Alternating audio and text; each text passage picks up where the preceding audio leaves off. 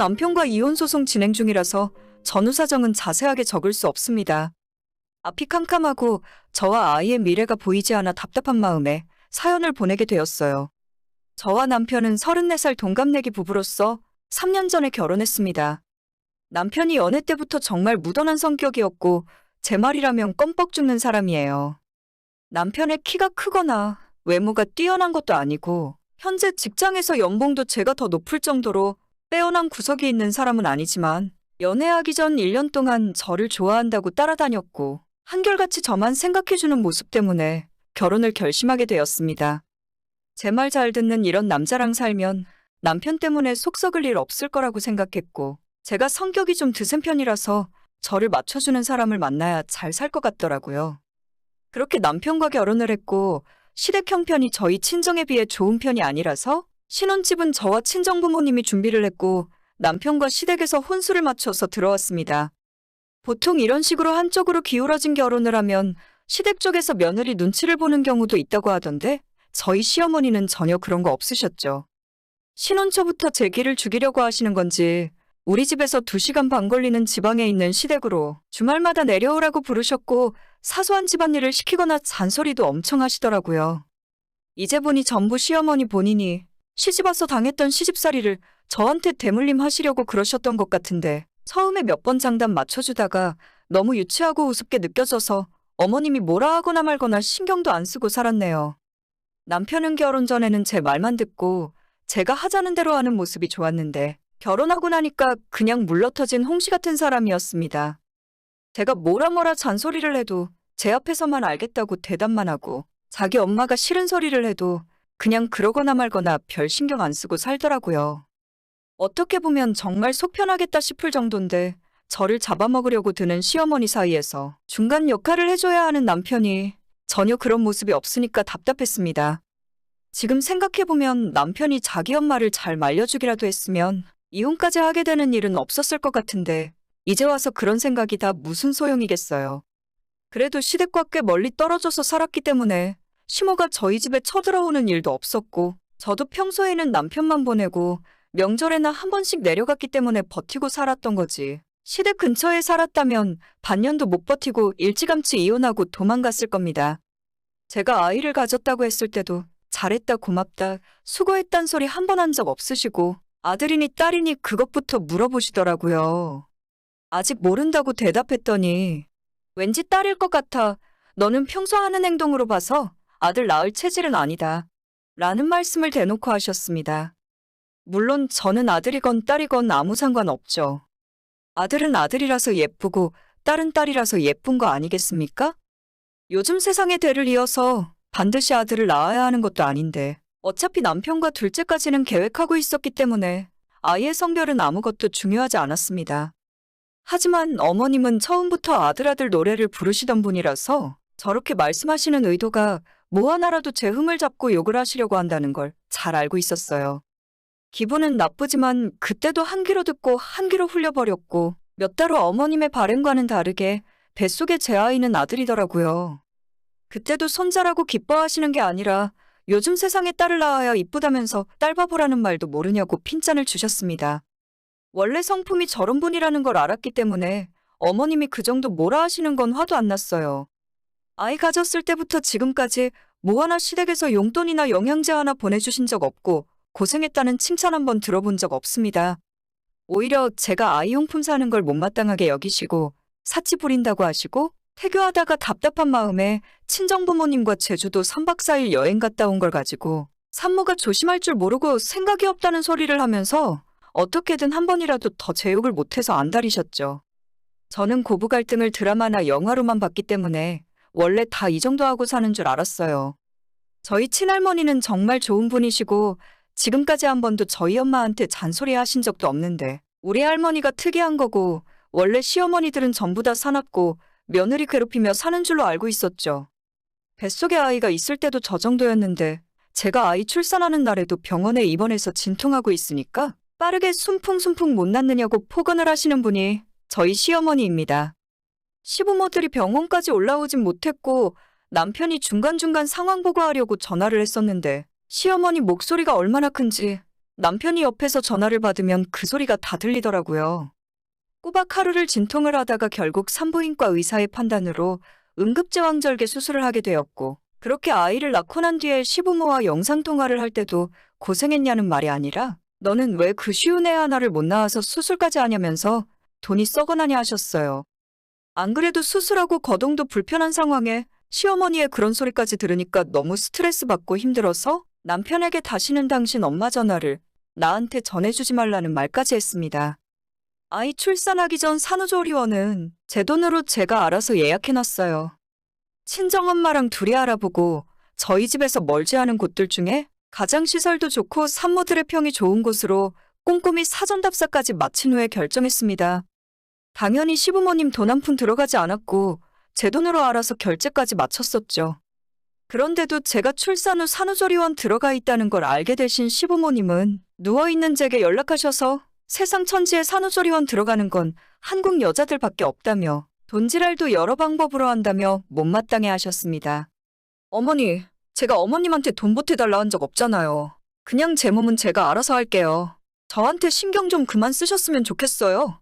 오죽했으면 제가 전화 받다 말고 시모에게 짜증 섞인 말을 다 했겠습니까? 그랬더니 지금 애 하나 낳았다고 유세 떠는 거냐면서 당장 퇴실하고 환불받으라며 악을 쓰시더라고요.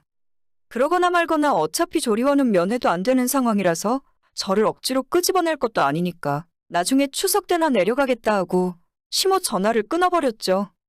그 뒤로 문자도 오고 시모가 몇 번이나 더 전화를 걸었지만 전부 받지 않았습니다. 이대로 인연 끊고 살아야겠다는 생각이 하루에도 수십 번씩 들 정도였어요. 아무튼 그렇게 몸 아파 죽겠는데 돈은 돈대로 쓰고 어머님에게 욕까지 먹으면서 지내는 도중에 저한테 말 한마디 없이 시어머니가 산후조리원까지 저를 찾아오셨습니다. 그때가 조리원 들어오고 2주 정도 지났을 때였는데 아직 몸 회복도 하나도 안 되고 기운도 많이 딸리던 시기였죠. 외부인이 조리원 안으로 들어올 수는 없어서 건물 1층에 있는 카페에서 만났어요. 시모가 말은 더럽게 해도 태어난 손주가 보고 싶어서 오셨구나 생각했는데 제 얼굴 보자마자 한다는 소리가 그럼 우리 아들은 혼자 집에서 밥 차려 먹고 지내는 거니? 상전 났다 상전 났어. 네 남편은 밥을 먹는지 라면을 먹는지도 모르면서 너만 호텔방에 누워있으면 다니? 라고 하십니다. 아무리 시모라지만 몇 달 만에 보는 거고 아이 낳고 처음 얼굴 보는 건데도 보자마자 이딴 소리를 하시니까 또다시 악을 떼게 되고 제가 기운이 없어서 그런지 머리까지 어질어질 하더라고요. 그런 말씀하실 거면 그냥 돌아가시라 하고 일어서서 돌아서려는데 어머님께서 잠깐 기다려보라 하시고는 손가방을 뒤져서 은행봉투를 하나 꺼내주셨어요. 얼떨결에 받긴 받았는데 어머님이 나한테 고생했다고 용돈 주시려고 오셨나 싶어서 말씀은 저렇게 험하게 해도 속은 따뜻하신 분이셨나 싶었습니다. 방금 화내고 일어났던 것도 약간 민망해지고 아무리 못된 시모라지만 돈 앞에서는 마음이 사르르 녹는 기분이었는데 봉투를 받아들고 보니 뭔가 좀 이상하더라고요. 아무리 만져봐도 그 안에 돈이 들어있는 느낌이 아니고 뭔가 묵직했어요. 뭔지 싶어서 봉투를 열고 안을 들여다보니 작은 명함 같은 알록달록한 종이들이 여러 개 들어있었습니다. 어머님이 보는 앞에서 카페 테이블에 봉투를 거꾸로 쏟았는데 차르륵 하는 소리와 함께 10장도 넘어 보이는 명함 사이즈의 전단지들이 들어있었고 가까이 들어서 확인해보니 전부 일수 대출이라고 써있는 종이더라고요. 어머니 이게 뭐예요? 황당한 마음에 물어보니 시모가 벙찐 제 표정을 보고 재미있다는 듯 웃으면서 워낙 너가 사치가 심해서 돈 필요할까봐 주워왔지. 왜? 내가 너한테 용돈이라도 줄 거라고 생각했니? 하시는데 뭐 이런 사람이 다 있나 싶고 너무 어이가 없고 화가 나서 이런 장난 하나도 재미없으니까 다신 찾아오지 말라 소리치고 조리원으로 올라갔습니다. 너무 화가 나서 가만히 누워있는데도 속이 부글부글 끓더라고요. 남편한테 전화 걸어서 당신 엄마가 방금 날 찾아와서 이런 짓 하고 갔다고 이야기했더니 제가 하는 말에는 뭐라 대답 한마디 없으면서 우리 엄마가 벌써 도착했어? 라고 하더라고요. 알고 보니 시어머니는 집에 혼자 있던 남편이 제가 조리원 들어가 있으니까 혼자 밥 해먹고 집안일을 하기 힘들다는 이유로 어머님에게 올라오라 부탁을 했었나 봐요. 올라오신 김에 한 달 정도 우리 집에 머물다 가실 거고 어차피 저도 일주일 더 있으면 조리원에서 퇴원하는데 그때 자기 엄마가 집에서 저랑 아이를 돌봐주면 좋지 않겠냐고 하는 겁니다. 너 지금 제정신이야? 너네 엄마가 나한테 어떻게 대하는지 까먹었니? 라고 이야기했더니 이번 기회에 같이 한 집에서 지내면서 서로 오해도 풀고 묵은 감정도 다 정리하라더군요. 그게 말처럼 쉽게 됐으면 결혼 3년 지난 지금까지 제가 시모와 이렇게 지내고 있겠습니까? 손주 낳은 며느리한테 대출 전단지 주워다 주는 시어머니가 제정신 박힌 사람인가요?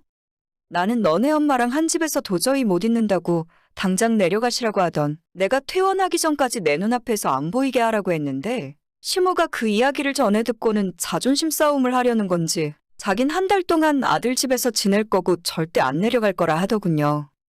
남편에게 마지막 경고니까 퇴원하는 전날까지 어머님 내려보내라고 이야기했지만 결국 일주일 후 조리원에서 퇴원하는 그날까지 어머님이 저희 집에 남아 있었어요. 남편에게 어차피 난 친정으로 갈 테니까 날 데리러 올 필요도 없다고 이야기해놓고 아이와 함께 택시를 타고 저희 친정집으로 들어갔습니다. 집에서 손주 오기만 기다리고 있던 시어머니는 당연히 난리가 났죠. 처음엔 남편을 통해서 저를 집에 들어오라 하시더니 결국 인내심이 바닥이 났는지 저한테 직접 전화하셔서 너가 시모를 무시하냐고 왜 집에 안 들어오냐고 소리를 지르시더군요. 문제는 그 전화 받을 때 바로 옆에 저희 친정부모님이 듣고 계셨다는 거죠. 당연히 엄마 아빠는 이게 무슨 소리냐고 제게 물으셨고 그동안 있었던 일들을 전부 부모님에게 다 이야기했습니다. 시모가 대출 전단지를 가져다 준 것까지 전부요. 그 이야기 들은 친정부모님들은 당연히 화가 머리끝까지 나셨고 내 딸이 왜 그 집에서 이런 취급받으며 살고 있었냐고 분통을 터뜨리시더라고요. 저도 인내심의 한계를 느끼고 헤어질까 말까 고민을 하고 있던 참이었는데 이제 막 태어난 아이가 너무 불쌍해서 차마 이러지도 저러지도 못하는 중이었습니다. 친정아빠가 아이는 우리가 키워주면 되는 거고 그런 인간들이랑 상종하지 말라면서 이혼하라 하셨고 저도 부모님이 그렇게까지 말씀을 해주시니까 결심을 하게 되더라고요. 남편에게 너부터 시작해서 너네 집안 식구들 얼굴 다신 보기 싫고 이혼하겠다 말했어요. 아이는 내가 키울 거라 했더니 남편 옆에서 전화를 받아든 시어머니가 그게 뭔 말 같지도 않은 소리냐면서 당장 손자를 데리고 오라고 소리소리를 치셨어요. 그러거나 말거나 저도 이젠 갈 때까지 간 상황에 눈치 볼 것도 없고 조심할 것도 없었죠. 그 집은 내 돈으로 산 내 집이니까 당신이나 당신 아들 데리고 당장 꺼지라고 소리 질렀고 내일까지 짐 다 빼서 안 나가면 강제로 퇴거 조치할 테니까 그렇게 알라했습니다. 시모와 서로 쌍욕 섞인 전화통화를 한참 한 뒤에 나중에 남편이 제게 따로 연락해서 자기가 미안하다고 어머님은 오늘 저녁에 시댁으로 내려보낼 테니 집으로 다시 돌아오라 하더군요. 너 아직도 분위기 파악 안 됐니? 너는 그 말을 적어도 오늘 아침에 조리원 퇴원하기 전에 나한테 했어야 하는 거야. 라고 말하고 일단 집에서 너가 가져온 짐부터 다 빼고 이혼 준비하라고 했어요. 그 후에 시모가 집에서 안 나갈 거라고 난리치고 있는 걸 저희 부모님이랑 경찰까지 부르고 찾아가서 다 쫓아내버렸고 살던 신혼집은 바로 부동산에 전세 내놔달라 말씀을 드렸습니다. 남편은 저한테 아무 말 못하고 미안하다는 소리만 할 뿐이고 시모는 자기 손자 내놓기 전까지는 절대 이혼 못하겠다 하더라고요. 그래서 지금은 이혼 소송 진행 중이에요. 어차피 집도 제 명의의 제 집이라서 남편만 쫓아내면 끝이고 원래부터 돈 관리는 각자 따로 하고 있었기 때문에 재산 분할이고 자시고 할 것도 없네요. 당연히 아이는 제가 키울 수 있을 거라 생각해요. 남편은 이혼하고 나면 다시 결혼 전처럼 혼자 회사 근처 원룸을 얻어서 지낼 것이고 사실상 시부모가 아이를 키워줄 수도 없는데 제가 키울 수 있게 되겠죠.